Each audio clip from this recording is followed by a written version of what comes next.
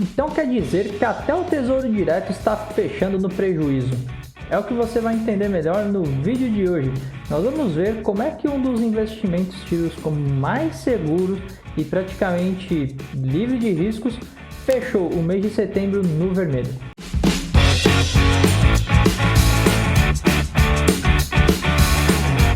Fala pessoal, sejam todos muito bem-vindos a mais um vídeo do meu canal. Eu sou o Daniel Fung e aqui nós falamos sobre economia, finanças e investimentos. Se esta é a sua primeira vez por aqui, então eu peço o seu like no vídeo para que ele ganhe mais relevância e também peço para que você se inscreva no canal e não perca nenhuma novidade quando eu postar um vídeo novo por aqui.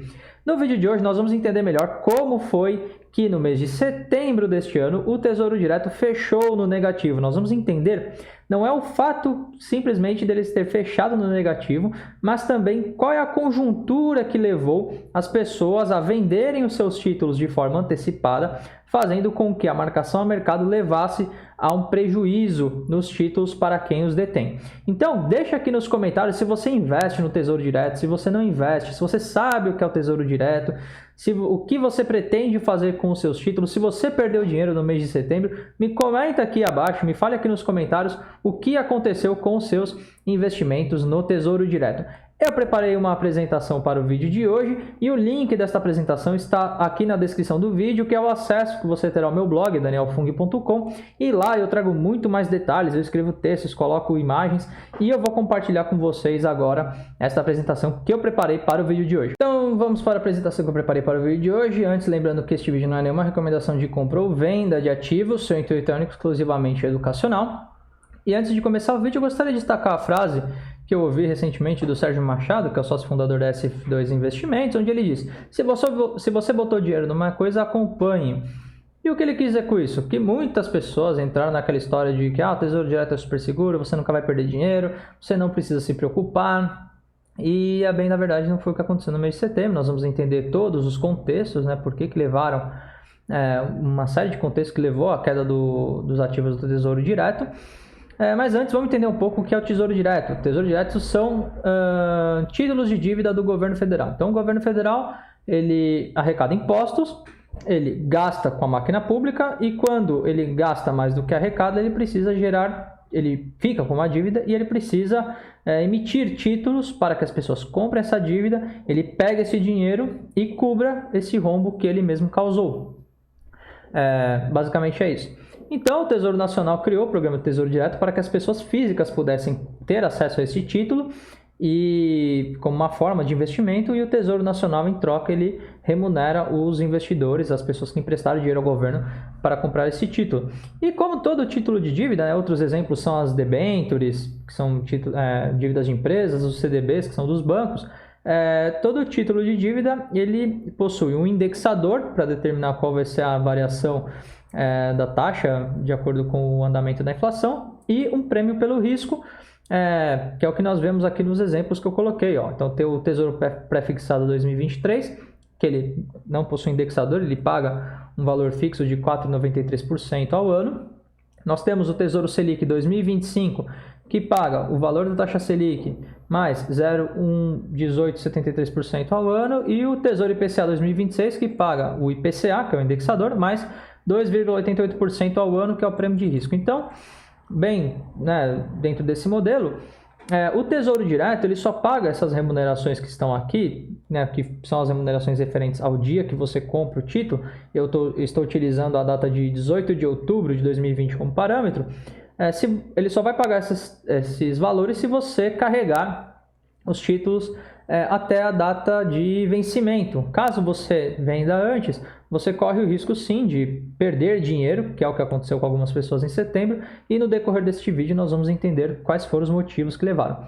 Então o primeiro mito que nós precisamos esclarecer aqui é que o Tesouro Direto, assim como qualquer outro investimento, inclusive poupança, ele não está livre de riscos. E quais são os riscos? O risco de perder dinheiro.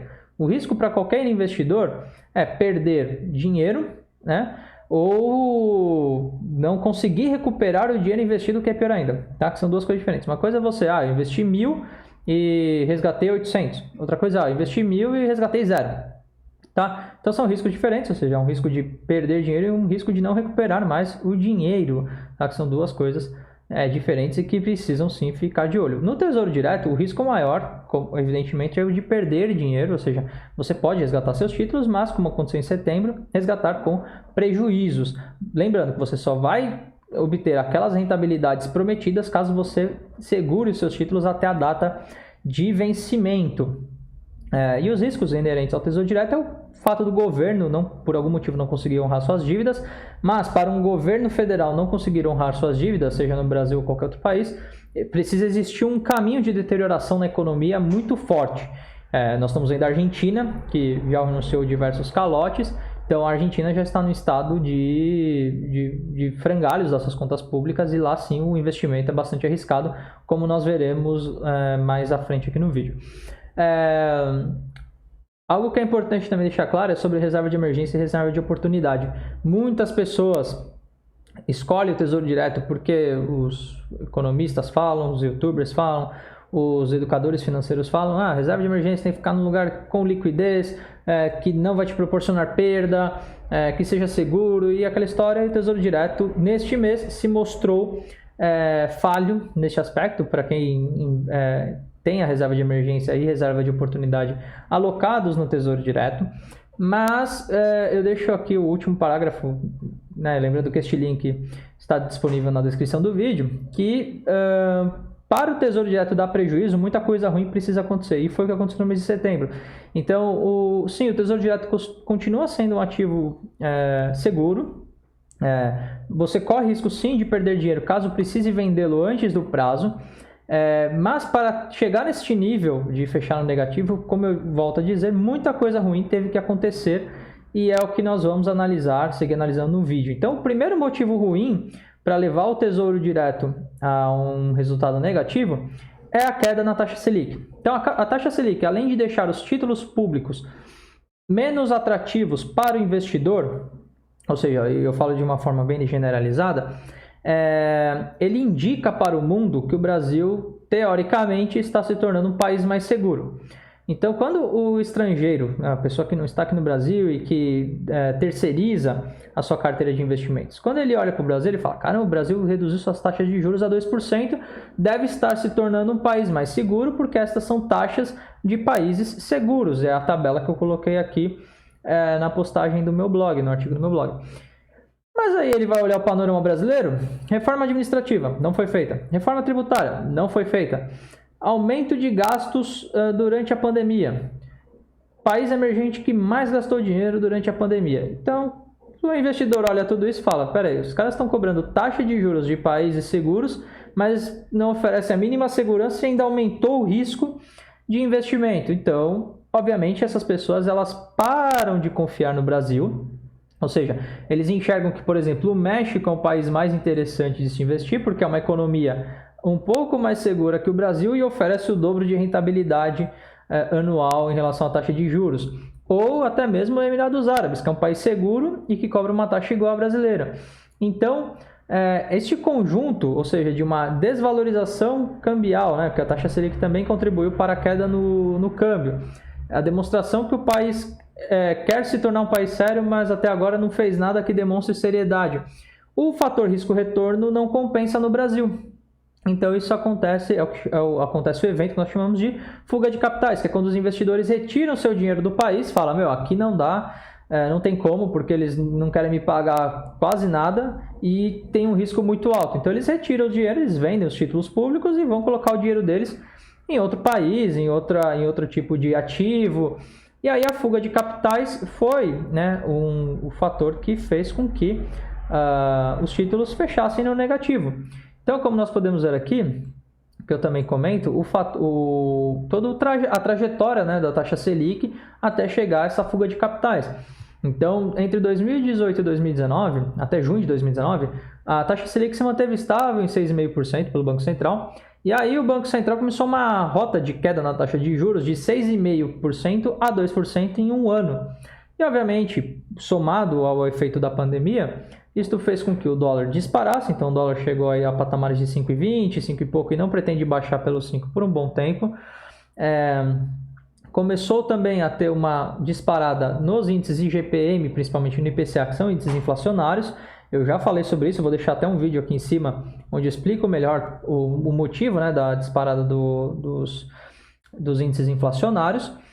E, obviamente, os efeitos políticos também. Então, quando o presidente começa a falar ou ventilar a possibilidade de furar o teto, deixar de pagar precatórios, né? Precatórios são dívidas não pagas, então você gera uma nova dívida. Ou seja, ele está ameaçando não pagar a dívida da dívida. Então, são argumentos ou sinalizações que levam a um caminho de irresponsabilidade fiscal num país que paga uma taxa de juros muito baixa. Então, o risco-retorno passa a ser pior ainda. E aí, obviamente, os investidores vão tirar o seu dinheiro do país, vão vender os seus títulos e, como o volume de dinheiro é muito grande, acontece o que nós chamamos de marcação a mercado, ou seja, os títulos passam a valer o que o mercado determina porque ele acha que aquilo que foi prometido lá atrás já não compensa mais, então eles pedem mais remuneração para compensar o alto risco que o próprio governo está colocando nas suas contas.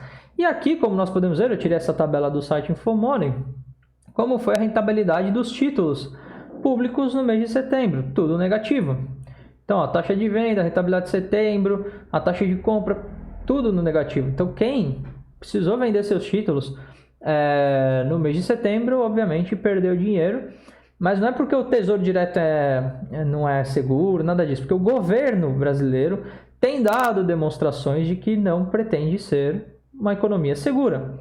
E é o que eu questiono aqui, é o que eu explico. Então, o Tesouro Direto é seguro? Sim, ele é seguro desde que tenhamos um governo que passe segurança. Se nós temos um governo que não faz reformas, que aumenta gastos e que ameaça furar o teto de gastos, demonstrando irresponsabilidade fiscal, obviamente não é que o Tesouro Direto não seja seguro. O Brasil, né, nesse caso, neste contexto, passa a ser um país ainda menos seguro para o investidor. Então é isso que vocês precisam deixar claro. O Tesouro Direto é um reflexo direto das ações, principalmente fiscais, do governo federal. Então, quando o Tesouro Direto começa a fechar no negativo, o mercado está sinalizando ao governo que ele está indo por um caminho errado e que se ele quiser e que se os títulos voltem a ser comprados, ele precisa pagar mais, ele precisa compensar melhor esse risco, porque o que ele está oferecendo de retorno sobre o risco que ele está causando não compensa para o investidor e eles vão buscar